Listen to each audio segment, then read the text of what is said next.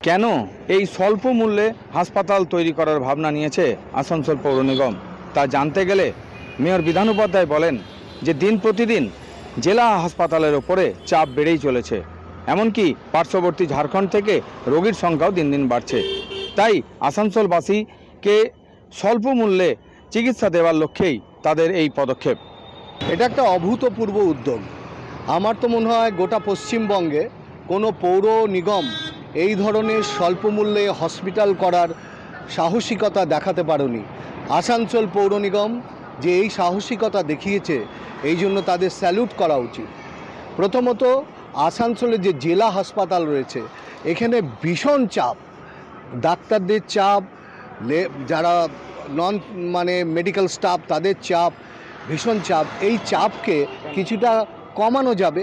আমরা মেয়র সাহেবকে আমরা অনেক অনেক ধন্যবাদ জানাচ্ছি এই ধরনের আসানসোলের বুকে উদ্যোগ নেবার জন্য। মাননীয় মুখ্যমন্ত্রী এবং আমাদের নেত্রী মমতা বন্দ্যোপাধ্যায়ের অনুপ্রেরণায়, মমতা বন্দ্যোপাধ্যায় আশীর্বাদ পাওয়ার পর থেকে আসানসোলের জেলা হাসপাতাল হয়েছে এবং জেলা হাসপাতালটা খুব সুন্দর হয়েছে, মানুষ দারুণ সুযোগ সুবিধা পাচ্ছে। আমরা চিন্তা ভাবনা করছি যে আমাদের মাননীয় মুখ্যমন্ত্রী মমতা বন্দ্যোপাধ্যায়, আমাদের নেত্রী মমতা বন্দ্যোপাধ্যায় যেভাবে এত সুন্দর মানুষকে সুযোগ সুবিধাগুলো দিচ্ছে, আমরাও যদি আমাদেরকেও এখানে বসিয়েছেন, আমরাও যদি আসানসোল কর্পোরেশনের থেকে একটা যদি হসপিটাল করে দিতে পারি এবং আমরা হয়তো একদম ফ্রিতে করাতে পারবো না, একদম কম খরচার মধ্যে মানুষ যদি সুযোগ সুবিধাগুলো পায়, তাহলে আমাদের চিন্তা ভাবনা আছে তাতে মানুষের সুযোগ সুবিধাটা বাড়বে, মানুষের আস্থাটা বাড়বে। এখন দেখার কত দিনে এই হাসপাতাল তার পরিষেবা দিতে পারে সাধারণ মানুষকে।